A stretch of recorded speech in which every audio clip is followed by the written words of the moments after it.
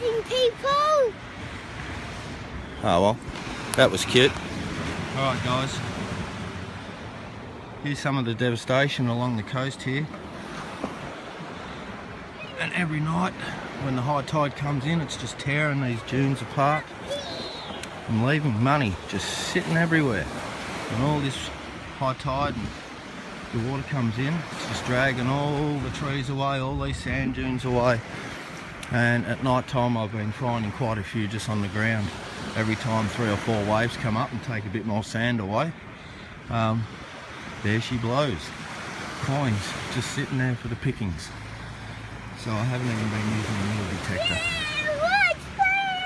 But the other night when I was here at 2 in the morning, all these rocks were falling down, and if you have a look at all my other videos, you can see other videos where, well, you can see how much it's gone.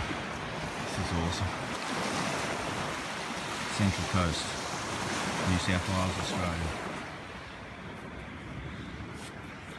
And these rocks will be coming out soon. And well, there's the power lines. So the road is only 10 foot away from there. That's awesome.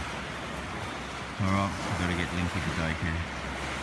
Alright guys, have a nice day.